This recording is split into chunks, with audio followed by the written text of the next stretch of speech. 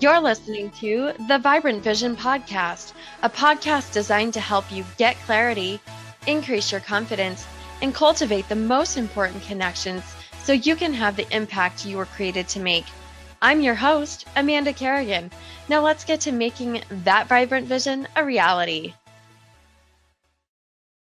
Hey there, welcome to the first episode of the Vibrant Vision Podcast in 2022. It's 2022, you guys. Can you believe it? I kind of can't. When I look back on the last couple of years, I'm like, I kind of want a do-over.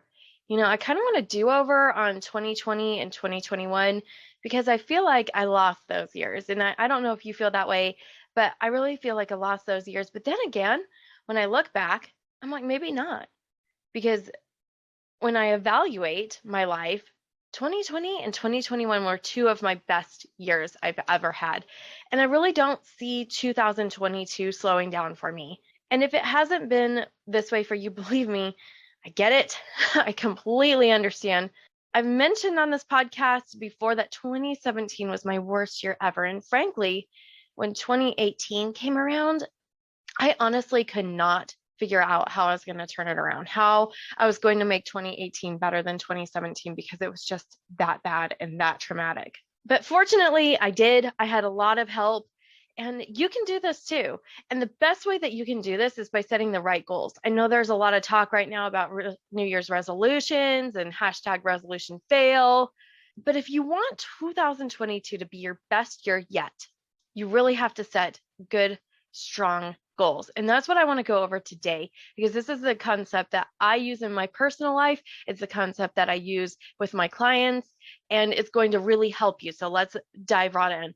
So setting the right goals might feel a little daunting, especially since we usually have so many areas where we want to move the needle in, our health, our career, family lives, even our spiritual lives, and our own personal and professional development. So like I said, there are several tactics that I use to make sure that I'm setting the right goals and that my clients are also working through this process to set the right goals so that they move the needle in the areas that matter the most. So let's get started with this. Number one, know your priorities, okay? Because our attention is finite, which means that there's only so far our attention can stretch before it snaps and we get overwhelmed and we fail to achieve any of our goals at all. And that's a real problem. So the way to make sure that this doesn't happen, that we don't get stretched too far, is to set no more than 5 priorities to focus on in 2022. And this might feel like a sacrifice. Believe me, I get it. Because my priorities, there are other areas that I'm like, man, if I could move the needle in that area, that would be awesome. But this doesn't mean that you're not going to make progress on those areas as well. It simply means that those priorities are not where you're placing your attention in this season, right here, right now. So the good news is that each area of our lives is interconnected to at least one other area in our lives. So, for example, our career success is generally linked, not always linked, but generally linked to our financial success and vice versa. As we get a new job, our financial situation generally improves, but not always. Sometimes we take a new job that has a less financial benefit, but generally those are linked. Another area that might be linked for you is your hobbies and your emotional state. So as you have time to pursue those hobbies, your emotional state improves.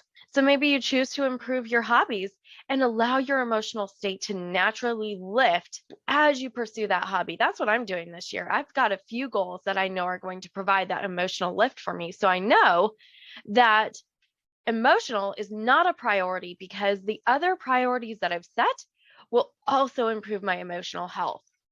However, in 2018, emotional health was my number one priority. It was exactly what I knew I wanted to work on in this season. So what about you? What are your top 3 to 5 priorities for 2022? Maybe you've had a setback that you want to overcome.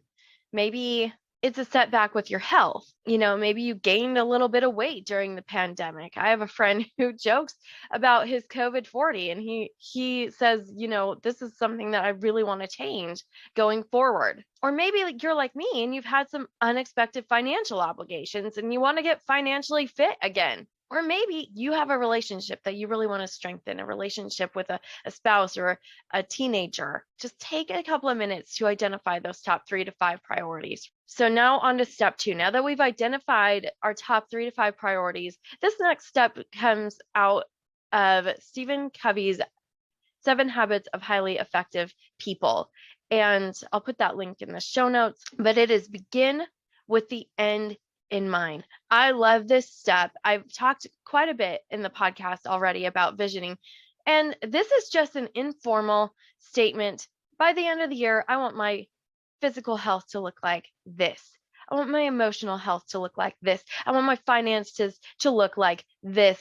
And so you just jot down really quickly how you want each area of your life to look like. I want my relationship with my spouse to look like this, to be vibrant and loving, and we share just our daily lives. One of my clients said, I want to be able to come home and talk to my spouse about what happened that day without just vomiting all of my negativity on him. So that was her goal. Maybe you have a different way that you want to look at this, but write down, how do you want your life to look at the end of 2022 in each of these areas?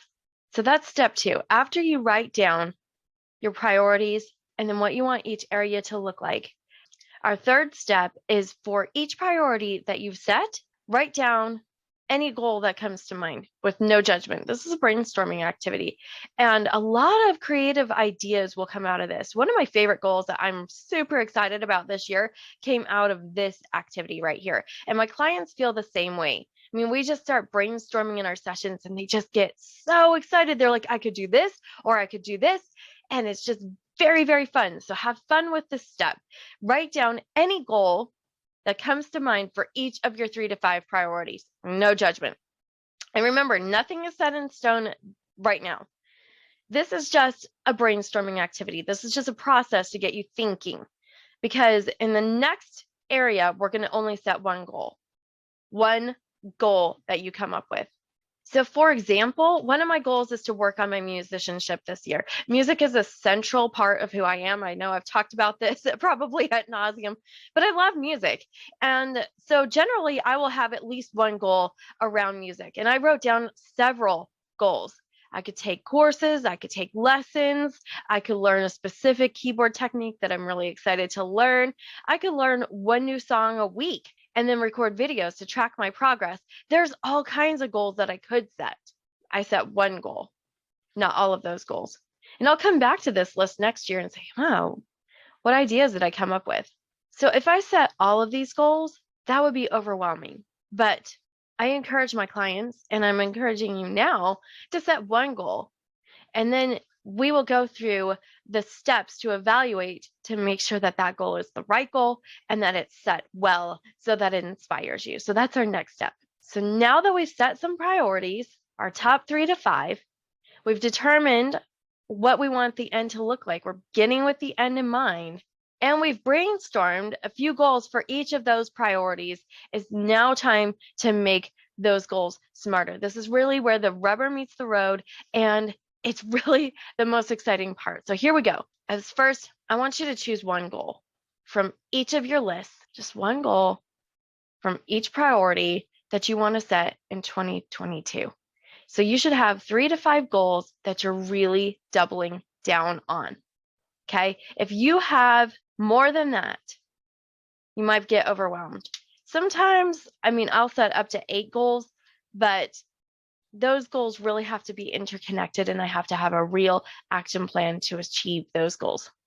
So there are 7 criteria that you can find actually in a book called Your Best Year Ever by Michael Hyatt.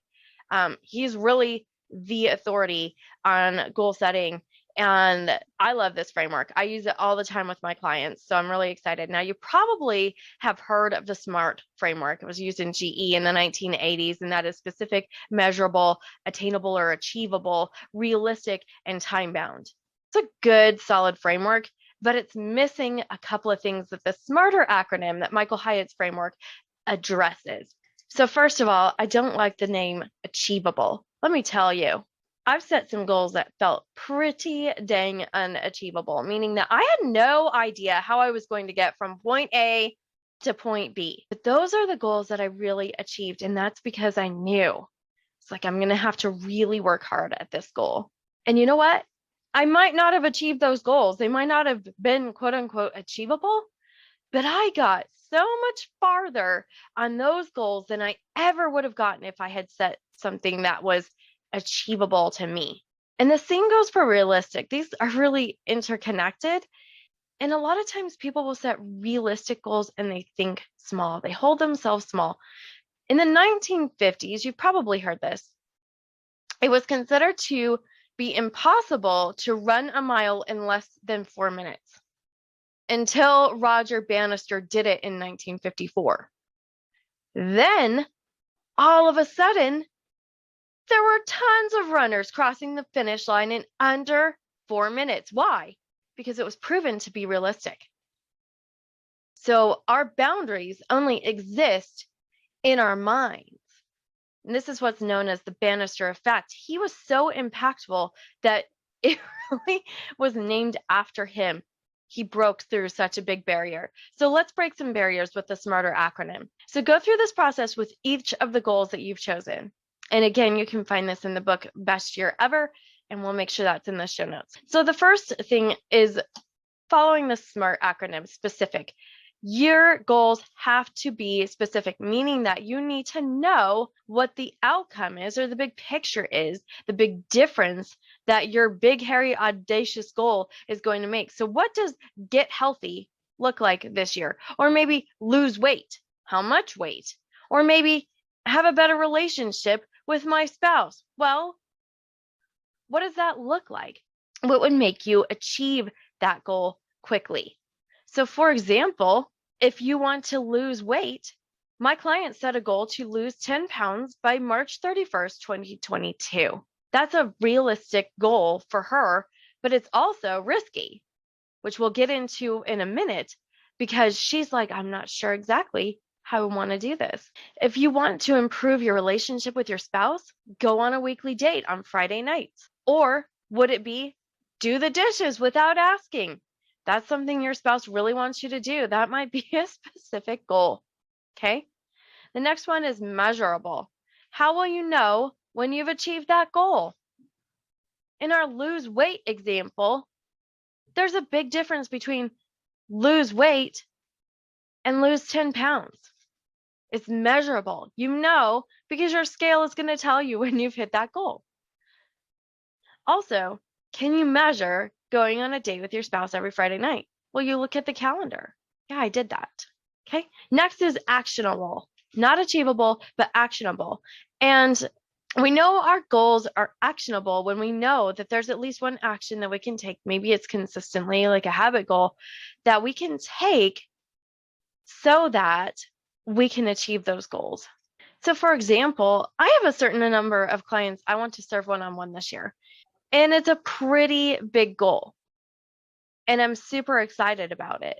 And I know the actions that I'm going to take to get there. I know how I'm going to market that program. And I know also that there are a certain number of people that I want to serve through my podcast. So if you're listening to this podcast, thank you. I'm super excited. You're helping me get to that goal. So can you think of an action that you can take to achieve that goal? If not, refine that goal. Maybe even make an action verb. So instead of be or have or do or, one of those vague action words, make it actionable. Run or earn or play, in my case, play music or lead. Things that are actionable are things that are going to make you really just say, okay, I can do this. Because that's really the big thing is our goals. We need to be able to feel like, yes, there's something I can take. I have agency in this area. So the next one is risky. Risky. Oh my gosh, nobody likes this one. But if our goals are not risky, we don't work extra hard to make them happen. If our goals aren't risky, we tend to hold ourselves small. And if your goal is risky, it will stretch you. The biggest thing in setting our goals is not what we achieve, but who we become. And who we become is really determined by how much risk we're willing to take. How far out of your comfort zone are you willing to walk? Even if you get halfway there, you're halfway closer to achieving that big, hairy, audacious goal than you would have been if you had set just a regular, realistic goal. So risky. Take some risks. That's what is going to make this your best year yet. Next, your goal has to be time bound. And there are two ways to look at this. Number one is a goal deadline. It's been said that if you don't have a deadline on a goal, it's just a dream. For example, earn 6 figures in my business. By when? June 2022 or June 2029? Doesn't matter because you haven't put a deadline on it. The next one could be a habit. When will you perform this? Practice music at 8:30 every weekday. And then for how long? For 3 months, 90 days, whatever it is, make sure that you know when you will consider that habit established. So if it's an achievement goal, have a deadline, lose 10 pounds by March 31st, 2022. If it's a habit goal, make sure you know, A, when you're going to perform the habit, and B, when will that habit be established? The next part is my favorite. The E in the SMARTER acronym, exciting. How many times have we set goals that we're like, oh no, I have to lose weight. Oh my gosh, I don't know what I'm going to do. Or worse, it was someone else's goal. Well, my spouse wants me to lose 10 pounds. My doctor says I should lose 10 pounds. Part of the Vibrant Vision process is that it pulls you forward, and the same goes for your goals. They have to pull you forward. They have to be exciting. They have to be something that you're like, wow, when I achieve this goal, it's going to be awesome. I'm super excited to get started on this goal. If you feel dread, overwhelm, or a sense of, oh no, not that, don't set that goal. Revise that goal. Replace that goal with something else on your list. With my client, she was like, oh man, I should really exercise. I should go to that spin class that my coworker told me we should sign up for, and I hate it. I'm like, well, what else could you do? And she's like, well, I really like yoga. So she signed up for an intensive yoga class. I don't even know what that is because I don't know a lot about yoga, but she's like, I really want to do this yoga class. That was exciting for my client. So what about you? What would make this goal exciting? Is your goal exciting? Is the outcome exciting? Because setting exciting goals will actually help you achieve those goals. The final criterion in the SMARTER framework is relevant. Your goals have to be relevant to your stage of life, and they also have to be relevant to each other. So for example, if you have a family goal that you're going to go on a lavish vacation and a financial goal that you're going to save a significant amount of money in your emergency fund, those goals are contradictory, or they might be, depending on how much financial resources you have. So what you have to do is make sure that all of your goals are in alignment with each other. So last year, I had a goal to go back to graduate school. I really wanted to go to graduate school. I was like, this is really going to help with my career. It's going to help me become a better coach. I'm really excited about it. But here's the thing. I went through 3 of the major 4 life changes. I got divorced at the end of 2020. It was really the best decision I could have made for myself. It's not a safe relationship. And I moved to a new state, a new city, and I had a lot more interaction with my family than I've ever had because I'm closer to my family. And I bought a house. Not a whole lot of room there for graduate school. So I quickly realized this goal is not relevant to the stage of life that I'm at. It's not relevant this year. I have no graduate school goals on my list because it's not relevant in my life. It's not relevant in my career. So make sure that when you're setting your goals, they meet this criteria. They're relevant, because that's the biggest reason in my experience as a coach. When I talk to my clients about their failures, they're like, man, I really wanted to achieve this goal. Well, what stopped you? Well, I had this obligation and we changed jobs and my spouse and I moved and we did a whole bunch of other things. Yeah. Well, I guess I couldn't have achieved that goal. And it really frees them up. But I want you to be able to say, all of my goals are relevant for the stage of life that I'm in. So that's a smarter framework: specific, measurable, actionable, risky, time-bound, exciting, and relevant. So that's it. How to make sure you set your right goals. To recap really quickly, set your 3 to 5 priorities that you're going to work on this year. Then begin with the end in mind. Say what you want for each of those priorities. Brainstorm some goals for those priorities. Just write down anything. No judgment, right? No judgment. This is a judgment-free zone. That's what I tell my clients all the time when they work with me. This is a judgment-free zone. No judgment from me, but also no judgment from you, of you. Choose one goal for each area and then make that goal smarter, okay? Specific, measurable, actionable, risky, time-bound, exciting, and relevant.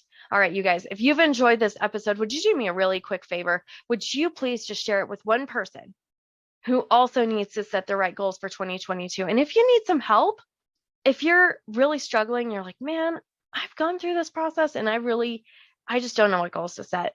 Book a call with me. Calendly.com/Vibrant Vision Coaching. We'll put that link in the show notes. Just book a really quick complimentary call with me. We'll go over your goals. We'll see if we can get you back on track. Okay.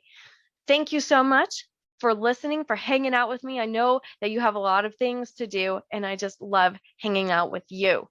And I will see you next week. I'm really excited about the podcast episodes that I have outlined for you guys this year.